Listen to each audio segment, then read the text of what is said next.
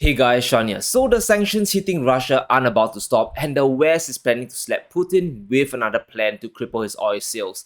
They want to form a cartel to fix the price of Russian oil. Now, this sounds weird. How can you fix the price of oil in Russia if you're not a seller? Well, it's very simple. It's going to be a buyer's cartel where the United States and their allies all band together and tell the world how much they can pay for Russian oil. So if the price of oil in the open market is $120 a barrel, they will set the terms that Russian oil might only be worth $50 or even $30. Now, they are doing this instead of an outright embargo because they realize inflation is out of control and they still need Russian oil to keep flowing or energy prices will keep spiking up. But at the same time, they want to limit what Russia is earning from these oil sales. Now, Yellen herself has come out to say, we want to keep Russian oil flowing into the markets to hold down global prices to avoid a global recession, but the objective is to limit the revenue going to Russia. And just from that statement alone, you can already tell this plan is bipolar and borderline fantasy. They essentially want Russia to sell their oil at dirt cheap prices to subsidize the world, bring down energy inflation, and take the financial hit. Now, the big fallacy of this plan is thinking there will be no repercussions, and in this video, we will go through why this cartel will likely fail in the long run, even if it pushes through. But more importantly, how this move alone won't just solve the energy crisis, it will make things worse and it will just tear the East and the West apart even more. Now, if this energy cartel is formed, it could have the reverse effect and we have to brace ourselves for an even worse economic hurricane. So the cartel plan being proposed comes in two parts, and if we look at the surface, it sounds rather straightforward and could even work in the short term. Right now, the US and the EU have imposed bans on imports of Russian oil, but while the oil can't flow west, it's still going to the east. China and India have been buying oil from Russia at discounted prices, and while America and Europe are suffering from this crazy energy inflation, the countries that are benefiting from cheap energy is India and China, the east. Now, this is where the buyers cartel comes into play. The bigger the cartel, the better. The West wants to decide how much the world will pay for Russian oil, so essentially they will set a lower purchase price for Russian oil. So let's say originally it was $100, now it's $50. Oil still flows out of Russia and Russia earns less. But how are they going to enforce this? Basically, it all has to do with shipping insurance. The thing about shipping oil is that it is a very risky business, especially transporting such a valuable cargo on high seas. Buyers will need to get insurance on the oil shipments before the deal can be concluded. So the cartel plans to get insurance companies to set a price cap on oil that comes out of Russia. And that means if countries or companies want to buy Russian oil, they will have to buy it at the price cap that the West sets, or their shipments won't be insured. So Russia will be either forced to sell their oil for less, or buyers can just buy their oil elsewhere and get easier insurance coverage. Now, the second option is more direct. They plan to impose sanctions on countries that buy Russian oil outside of the price cap that the cartel has determined. So, for example, if China decides to buy Russian oil at $80 when the price cap is $50, they might get hit with sanctions. And that means they could get cut off from the US financial institutions or even the SWIFT system, basically getting cut off from the global financial network. But this is a very dangerous move that can really backfire in so many ways. It can just make our head spin. Now, this is Sanctions 2.0 all over again, but this time, if it hits China, it might cause an even greater domino effect compared to Russia. So the big idea is to control the price of Russian oil, but the plan left out one detail, and that is if Russia will agree to sell their oil at such a price. They will undoubtedly see this as a financial attack, and the simplest move that they can make to thwart the cartel is to simply not sell their oil. Remember that Russia has already imposed their gas for rubles payment scheme in Europe, and it is working. Many countries and companies have no choice but to agree because the EU is still heavily dependent on Russian energy to survive, and winter is coming soon, literally. So if Russia decides to just use their oil domestically or to stockpile their energy for the time being, we will see energy inflation spike up once again.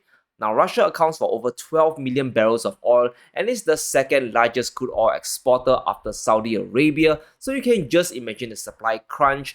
This will cause price chaos and it will inflict chaos and pain on the world. And that's why many European countries are still hesitant about this plan and how it will work. Now, getting the insurance companies to set a price cap on Russian oil shipments might work, but Russia still has a way out. They can use their gigantic gold reserves to ensure their own oil exports as a way to potentially bypass mainstream insurers that are located in the EU or the UK. And even if this doesn't work, they can just continue selling their oil to China through the East Siberian pipeline that transports 700,000 barrels of oil a day to the Chinese mainland. China will be able to get oil at a great price and build this economy at a discount. Now, obviously, there's still a significant shortfall and energy inflation could just spiral out of control if Russia decides not to play ball and subsidize the world with cheap oil. So if this plan goes through, there could be a scenario where Russia just says no and global oil prices as a whole just skyrockets and prices at the pump can easily jump 5 to 10% once again. So let's take a quick moment to talk about financial sanctions on countries that don't adhere to the cartel's price cap. Now, the thing about sanctions is that it's a slippery slope, and if you start imposing them on big giants like China or India, things can really backfire really quickly. Now, the West is very confident that the financial sanctions are a powerful threat to countries like China, and there's no denying that a lot of economic damage can be done.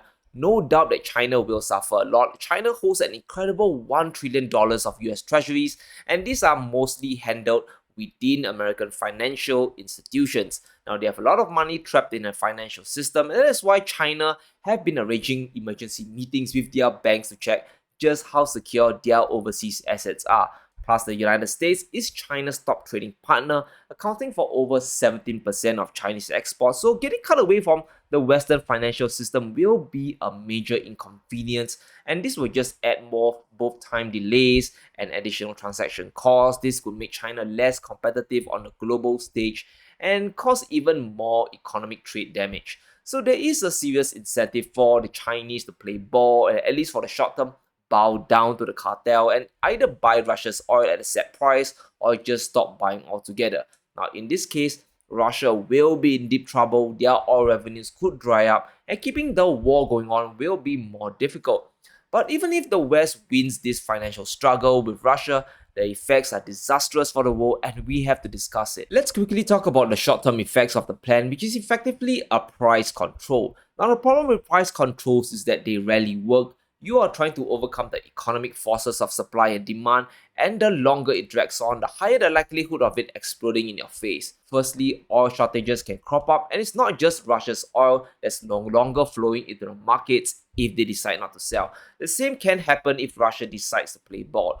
For example, now the buyers, they are thrust into a position where it makes more sense to buy oil from Russia because effectively there will be two oil markets, cheap Russian oil and the rest of the world whose oil is more expensive. And that means other oil producers will have to lower their prices if they want to compete with Russia. But what if they don't? What if these countries decide to sell less oil and let Russia's oil be drained away first?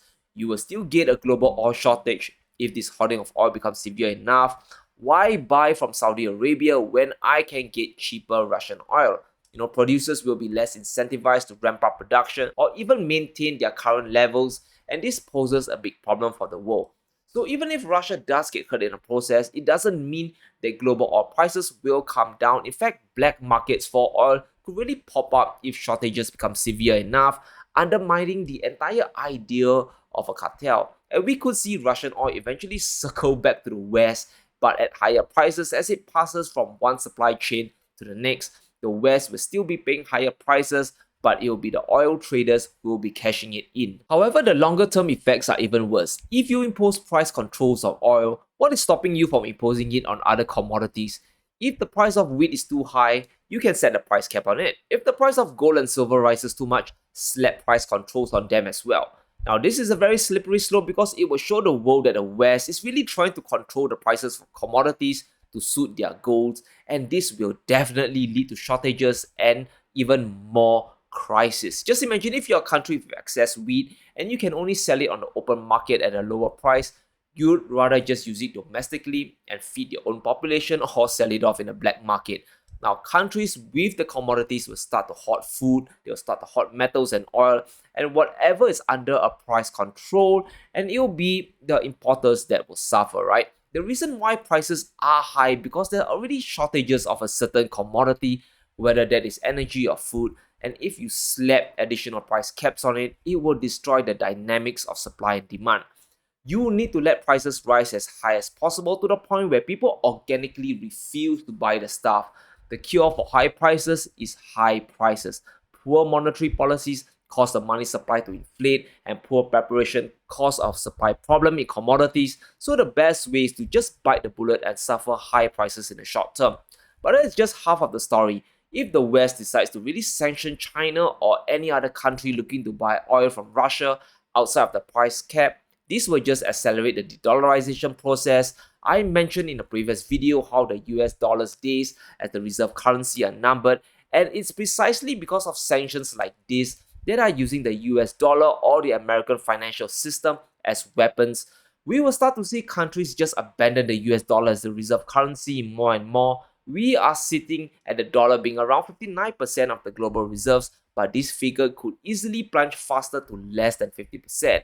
If countries get pissed off enough, if countries start to dump their US treasuries in favor of other currencies or gold, we can see borrowing costs for the United States just shoot up, putting additional strain on the economy and existing debt. But I think the biggest shock that will come as a consequence of all these sanctions is the big move from holding dollars to holding gold. I think we are going to see countries just move more towards gold more than ever. You think central banks have been stocking up a lot on gold in the past? You ain't seen nothing yet. The great diversification for central banks is about to happen, and the big winner is going to be gold. But this time, it won't be just about hedging against inflation. It'll be about removing counterparty risk and having wealth directly in their hands that can be accessed. And not just suddenly frozen. And this is why this oil cartel pricing plan is such a volatile idea that can easily backfire. But what does this mean for us? I think we really need to prepare for as hits the fan if this crazy plan goes through, and we can really kiss goodbye to peak inflation. We can expect energy prices to go through the roof even more if Russia decides not to play ball. And we all know that oil runs the world, it fuels our shipments, fertilizers are made using oil, so everything could continue to go up in price. So if you're thinking that inflation has peaked, you got another thing coming. I think it's really time to consider stockpiling food, and I mean lots of food. I'm becoming like a broken record telling people to buy more food and stock up on beans, pasta and frozen meat because I can't really see a cure to higher prices in the short term. I really don't. I'm personally stocking up more because I believe perhaps it's the only place I can get a guaranteed ROI today, considering that the markets are imploding. So right now, we are seeing asset prices literally plunge to hell. There's no other way to say it. The market has realized that all this cheap money is going to go away real soon, and there's a mad scramble for prices to really find fair value. So I expect gold to tumble as well, quite a bit, but personally I will still be buying gold as prices continue to go down because I believe the dollarization is coming. Now, if this poorly conceived cartel plan goes through once this war ends, I won't be surprised if central banks start buying physical gold more aggressively. The past year has shown us just how important it is to have physical wealth that you can hold and touch. So if you're still sitting on the sidelines today, the next few months to a year could really present you with incredible opportunities to stock up on gold. So as the war in Ukraine drags longer, I think we can expect more sanctions, more plans being conjured up by the West to punish Russia. However, sanctions always have a dangerous tendency to backfire, and this time it'll be much more painful. Inflation is close to double digits, food and fuel prices are getting higher, and if crude flies above $150 or more, we will dangerously be closer to a full-blown recession. So the West really needs to think if this oil cartel plan is really worth it, because it could cause more economic hardship on everyday people like you and I, and might not even accomplish anything if Russia still continues fighting. At the rate things are going, this war could easily drag out all the way to Christmas, and there will be a lot of financial collateral damage done along the way that we haven't seen yet. And the worst thing you can do is to assume that things can't get any worse. Remember, all the preppers in the past were stockpiling food and supplies like crazy. Well, they are now the smartest people on the planet. Remember that the key is to take care of your essentials first and weather this economic storm the best that you can. So let me know what you think in the comments below. Stay safe, and if you enjoyed today's video, be sure to smash the like button and subscribe for more videos as we navigate through this economic insanity. Thank you all for watching, and I'll see you soon.